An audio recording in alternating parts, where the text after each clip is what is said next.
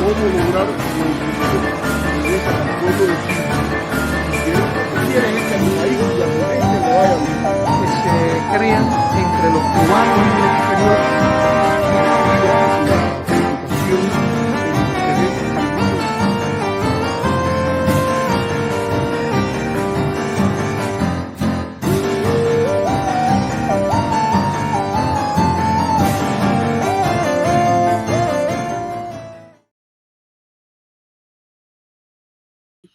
Hola amigos, hola amigas, qué gusto estar con ustedes en esta nueva edición de nuestro programa Conversaciones Americanas, donde conversamos temas de las Américas, de la del norte, de la del sur, la de las islas. Qué placer estar con ustedes después de un tiempo en el cual el, el intervalo, que por decirlo así, entre programa y programa ha sido bastante grande. Para empezar, déjenme recordarles la idea de que usted puede darle me gusta al programa, que usted puede compartir y así contribuir al espacio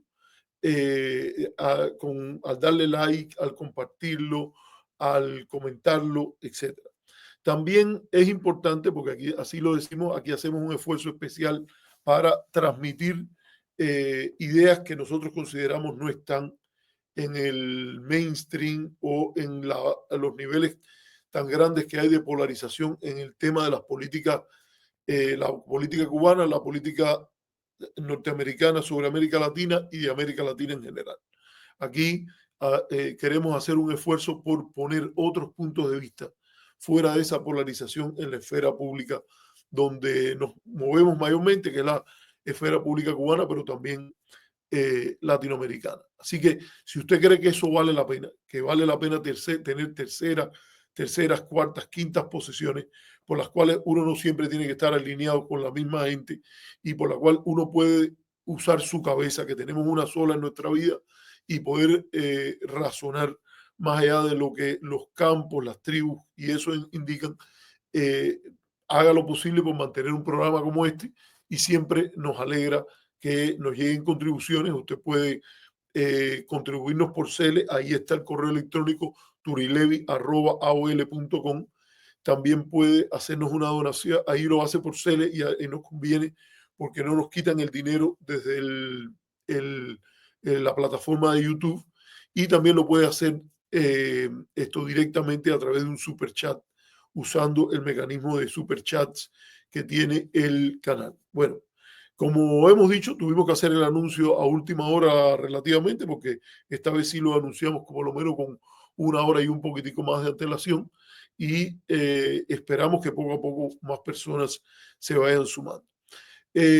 Antes de abordar el tema del artículo de Nora Gámez en el Miami Herald y esta supuesta revelación por la cual ahora han venido conclusiones que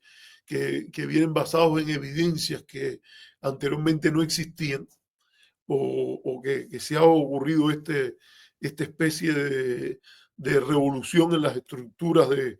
pensamiento sobre Cuba, porque lo que se ha descubierto por Nora Gámez y los economistas que ella cita, Mauricio de Miranda Parrondo y Pavel Vidal, de verdad que cambia fundamentalmente la manera que según ellos se veía sobre el tema cubano, o se confirma lo que otras personas estaban diciendo. Antes de eso, yo quería, como siempre, hacer mi referencia a algunas de las cosas y así generalmente otras personas se van conectando. El primer tema que yo quería hablar es sobre la redistritación, la creación de nuevos distritos que está tratando de hacer el Partido Republicano en Texas y que está bastante avanzada. Lo único que necesitan ellos es tener un quórum en la Cámara de Representantes en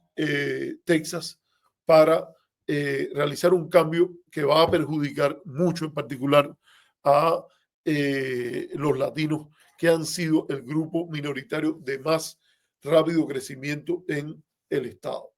Es importante mencionar que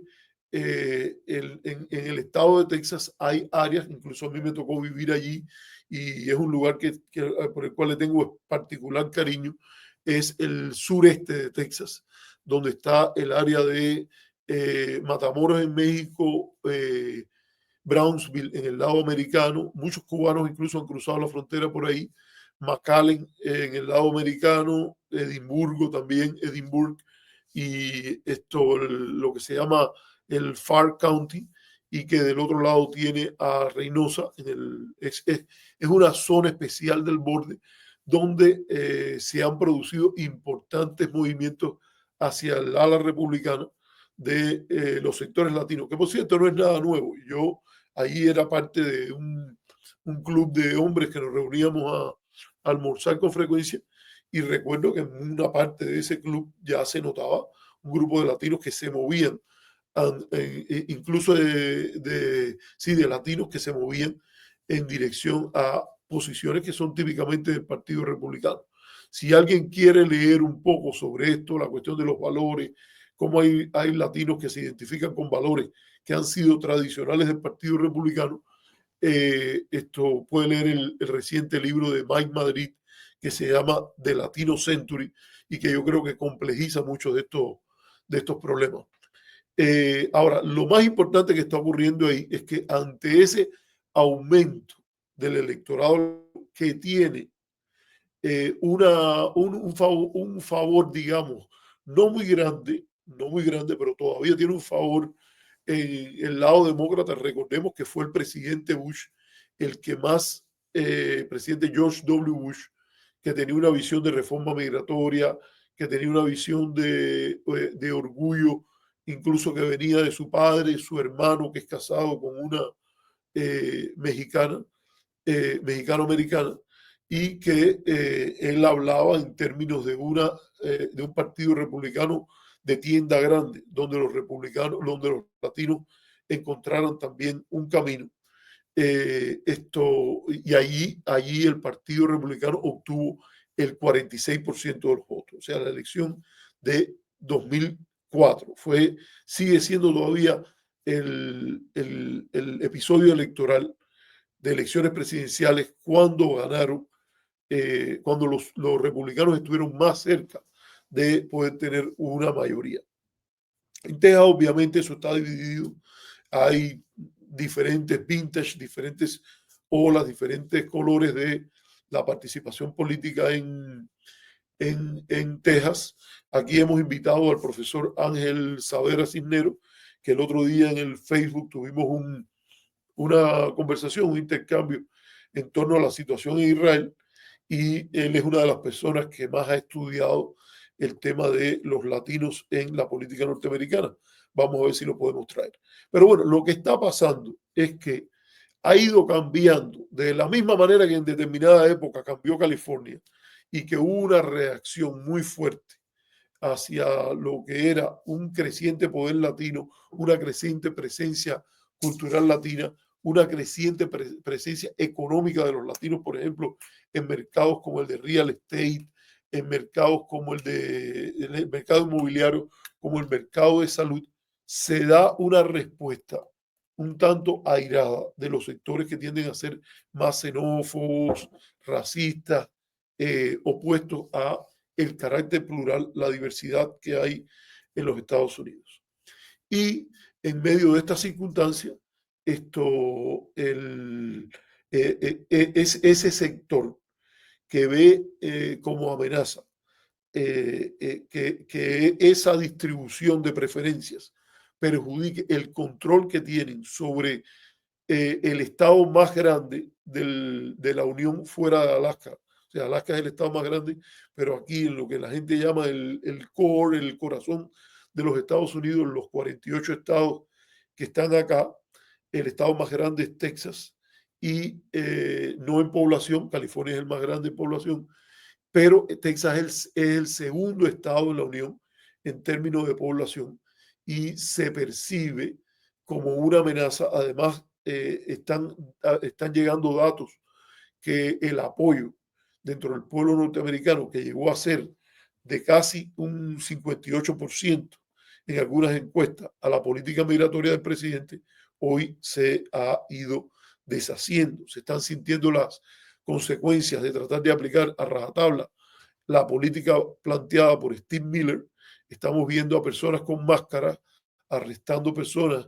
en medio de los barrios latinos de California, de Texas, de Texas. Estamos viendo que eso también tiene un impacto, por ejemplo, en el precio de los alimentos, porque muchos de esos alimentos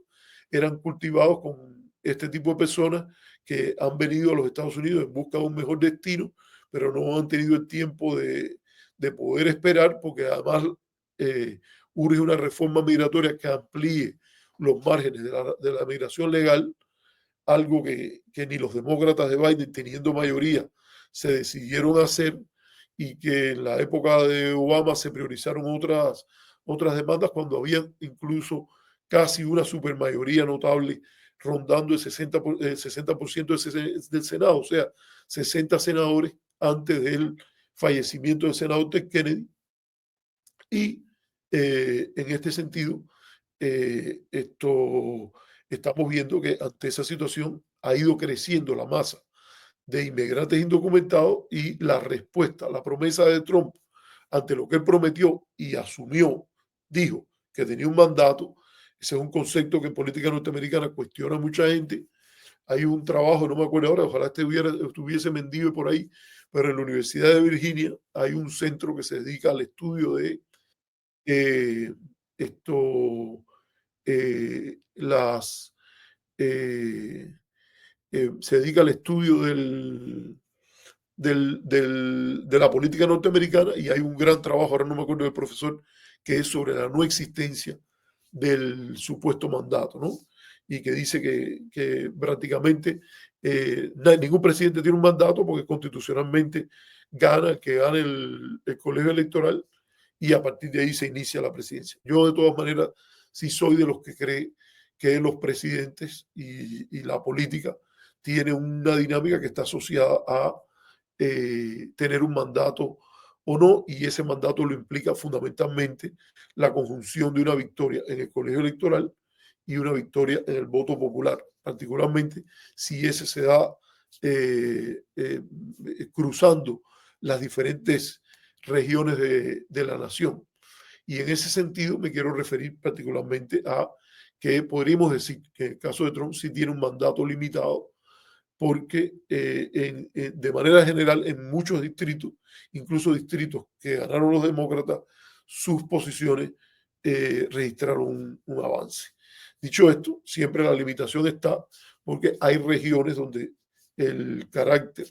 de la victoria de Trump fue muy limitada.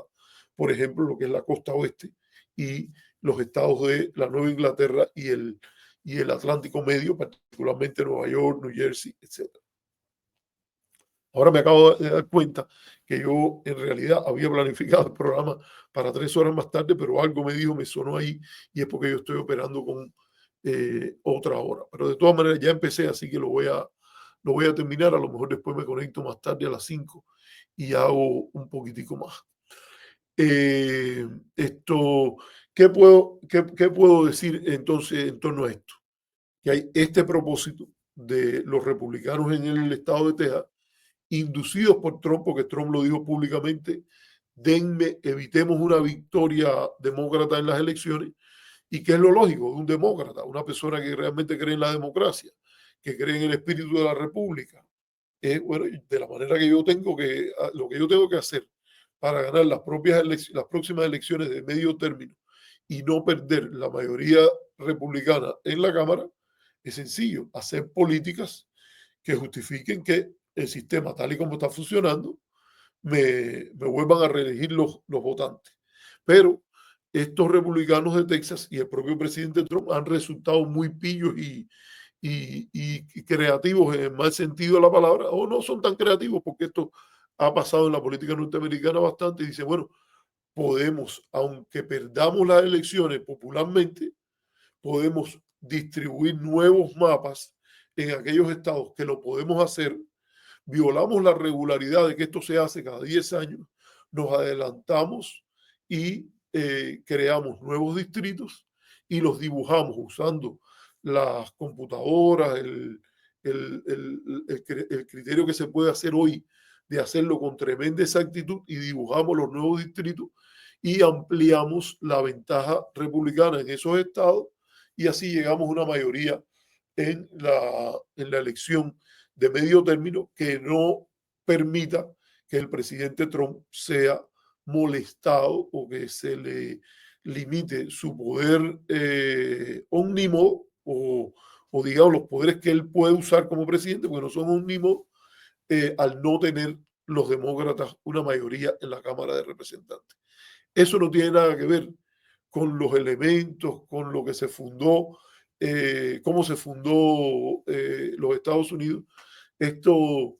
esto me recuerda un poco una frase que dijo Fidel Castro, que ayer se cumplió el aniversario de su natalicio, y que había dicho que cuando triunfó la revolución todavía él tenía bastante ilusiones con los Estados Unidos y que se había leído y que había admirado los textos de Jefferson, los textos de Adams, los textos de Hamilton, pero que los primeros 2 años de la revolución le demostraron que ni Washington, ni Adams, ni Jefferson estaban por todo esto aquí. Yo creo que la idealización de esos padres fundadores es polémica, pero es cierto que este tipo de cosas en las cuales los miembros del Congreso, las personas electas, los funcionarios electos, son los primeros que escogen. No es que los votantes los escogen a ellos, sino que ellos ahora distribuyen los mapas electorales de manera tal en la cual ellos son los que escogen a los que los eligen. No es representativo de una democracia, no es moderna, no es representativo de una república y mucho menos el espíritu del Estado de Derecho. Porque si hay este nivel de partidismo, es muy difícil decir, bueno, las leyes están siendo hechas de manera democrática, estos mapas están siendo hechos en la idea de que todos pertenecemos a una comunidad y en la cual lo que se discute es de la manera que esa comunidad se maneja. Y bueno, han hecho esto y han tratado de convocar una sesión y los demócratas en el Congreso de Texas aparecieron en el podcast de Gavin Newsom, el gobernador de Georgia, de California, y han estado escapando. Se les están amenazando con ponerle multas de $500 diarios por no asistir a cumplir sus funciones gubernamentales. Y cosas de ese tipo, porque lo que quieren es que se dé el quórum a la fuerza para cambiar el mapa electoral. En respuesta, el gobernador de California, Gavin Newsom, ha dicho algo que para mí, seguro, si usted lo que quiere es mantener porque no es solo serlo, sino también aparecerlo. Yo creo que va a ser muy difícil hablar hoy es muy difícil hablar hoy de la ciudad en la colina, de la ciudad brillante en la colina, de Shining City on the Hill, cuando lo que usted está viendo es que lo que se está haciendo es desacreditando totalmente el espíritu de la democracia haciendo estas cosas. Y eso no conviene. Ahora, Gavin Newsom dicen que él lo que haría es normalizar la práctica, porque los republicanos hacen esto en Texas y él dice, bueno, pero nosotros no podemos amarrarnos una mano a la espalda y ser moralmente superiores, pero perdedores en lo político. Entonces él dice que también él va a convocar a una asamblea que siempre ha estado ahí, porque en California los republicanos tienen un menor por ciento todavía de la asamblea legislativa californiana que lo que tiene los republicanos la mayoría demócrata en California es mucho más grande que lo que es la mayoría republicana en Texas. Y parece que esto es una escalada de un tic for tat y vamos a ver a dónde vamos, pero no vamos a un buen lugar. Si estamos hablando como ciudadanos latinos en los Estados Unidos, a donde vamos no es un buen lugar. Hay el propósito básicamente de concentrar en algunos distritos un gran electorado latino y después distribuir las otras áreas latinas, una gran mayoría de latinos, en otros distritos, fundamentalmente distritos rurales, coger áreas suburbanas, porque tiene que haber una contigüidad por el voto de la Corte Suprema anteriormente. Entonces, para tener un poquitico de contigüidad, cogen áreas, barrios donde haya una gran presencia latina, dibujan como una especie de salamandra, y vamos a recordar el término que hay aquí, que es gerrymandering, pintan como una especie de salamandra, y entonces ponen un gran distrito rural, que no sea Houston, que no sea San Antonio, que no sea Austin, que no sea, digamos, la ciudad de McAllen en su conjunto. Entonces van creando esas salamandras, esos distritos de salamandras, y así golpean a los congresistas de origen hispano, demócratas sobre todo, y ahí se van, por ejemplo, se irían o serían muy golpeados estos congresistas como Verónica Escobar, que es la que está junto con María Elvira Salazar en la llamada Ley Dignidad, y posiblemente golpeen mucho a Henry Cuellar, creo que Vicente González ya lo sacaron ya, o le han quitado el distrito prácticamente, le van a querer quitar el distrito completo ahí, se lo van a picotear. Y hay que recordar que la burla con que esto empezó, que fue cuando el gobernador de Massachusetts dijo, el mapa lo hacemos nosotros, y a nombre de los republicanos que ganaban la gobernatura de Massachusetts, él pintó un distrito que era toda una salamandra que iba de un lado al otro, como una serpiente de un lado al otro del estado de Massachusetts, y alguien dijo, ha hecho un distrito como una salamandra, y como el que lo había hecho se llamaba Eldridge Jerry, le pusieron el nombre de gerrymandering. Y bueno, ha quedado en la historia como una manipulación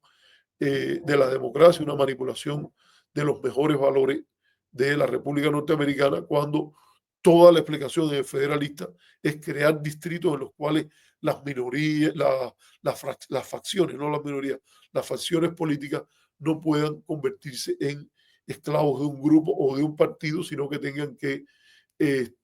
moverse hacia el centro, lo que más bien se ha dado a llamar el elector mediano. Entonces, ese es un problema que yo quería mencionar, y voy a mencionar otro antes del tema de la, del artículo en el Herald. Entonces, déjenme tomarme una pausa y ya regreso para tomar un poquitico de agua, y ya regreso y ya tratamos el segundo tema, que les voy a hablar de unas declaraciones que hizo la influencer republicana que corrió a el Congreso y perdió, y ella se negó a aceptarlo, pero que ella es muy polémica, en cierta medida ha jugado un papel muy importante cercano a Trump, y que es Laura Loomer, y de lo que ella dijo en un tuit sobre los congresistas cubanos americanos, en los cuales yo adelanto que creo que ella tiene razón, no de la manera que ella lo dice, no como lo dice, pero sí es cierto que es difícil llamar que estos tres congresistas tienen una visión de America First, primero América, antes que otros intereses. Entonces voy a poner la pausa y ya regreso con ustedes después que tome un poquitico de agua.